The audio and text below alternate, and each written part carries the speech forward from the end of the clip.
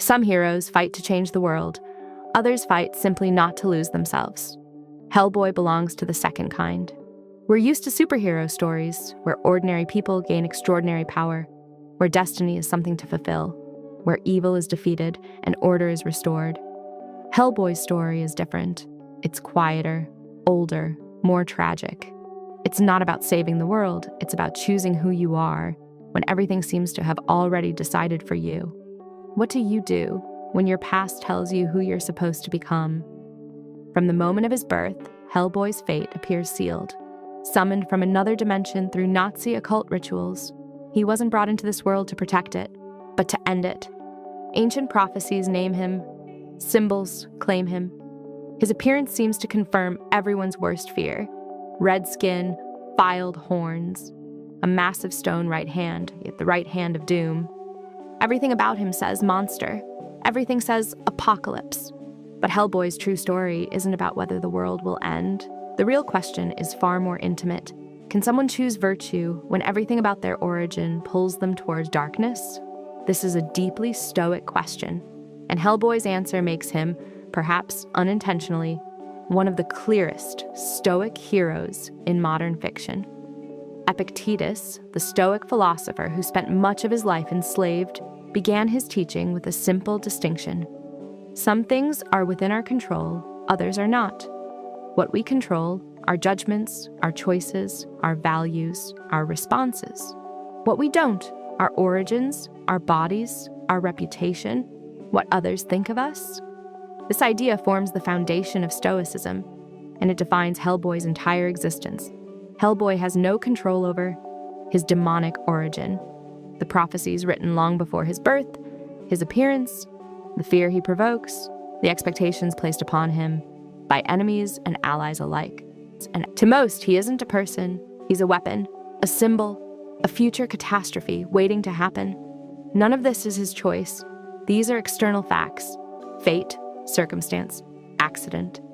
But there is another domain, one where Hellboy has complete sovereignty, how he treats the vulnerable, whom he protects, how he responds to rejection, what kind of man he chooses to be when no one is watching. When Rasputin offers him power, identity, and destiny, Hellboy refuses. He doesn't replace one destiny with another. He rejects destiny itself. Stoicism doesn't promise control over fate.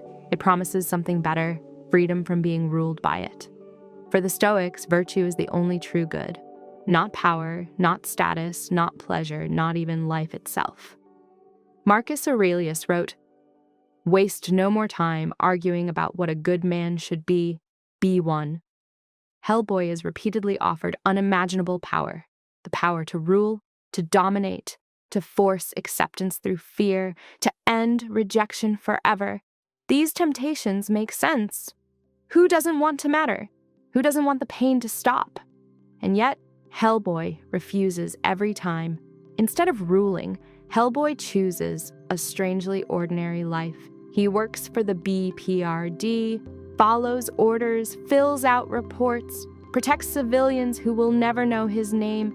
He eats pancakes, watches television, files down his horns, a physical rejection of his supposed greatness. There are no monuments for him, no crowds cheering. Often, after saving lives, he has to disappear because the people he saves are afraid of him, and that's exactly what makes his heroism profound. Marcus Aurelius wrote, "Do the right thing." The rest doesn't matter. Hellboy lives this principle instinctively. He doesn't seek validation. He doesn't expect gratitude. When asked why he risks everything for people who barely see him as human, he offers no philosophy. It's just his job. It's what needs doing. For the Stoic mind, virtue requires no justification. The Stoics spoke of amor fati, the love of one's fate, not resignation, not passivity, but total acceptance of reality combined with unwavering moral action. Hellboy accepts that he will never be fully human. That fear will follow him. That loneliness is part of his life, but he refuses to accept that these facts define his character. This is Stoic freedom. Epictetus said, "No man is free who is not master of himself." Hellboy's enemies are enslaved by obsession. Rasputin by apocalypse, Cronin by death, Ilsa by blind ideology. Ironically, they lose their humanity while the demon preserves his. Hellboy shows restraint, controls his temper, distrusts absolute power, respects others' autonomy. In myth, demons symbolize uncontrolled passion. Hellboy embodies the opposite. When Hellboy finally confronts his full destiny, when his horns grow back and Hell's gates begin to open, his defining act isn't violence, it's self-command. He breaks his own horns. Those horns represent power, throne, cosmic importance. He destroys them willingly. The Stoics taught that one must be ready to surrender anything, wealth, power, status, even life, rather than surrender character. Hellboy sacrifices destiny to preserve freedom. There is no parade, no universal acceptance, no final peace. Hellboy returns to the shadows, to his quiet, marginal existence. The world is saved. The world never knows.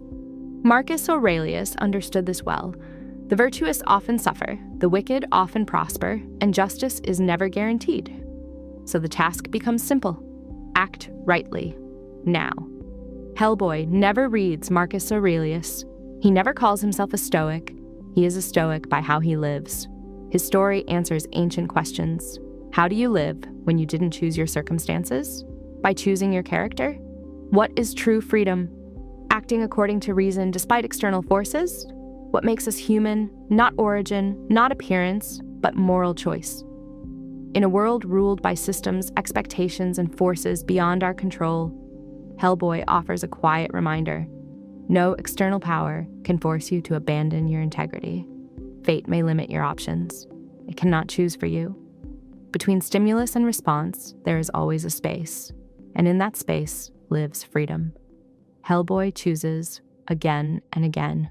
Not greatness, not destiny, not power. He chooses to be good. And for the Stoics, that is everything.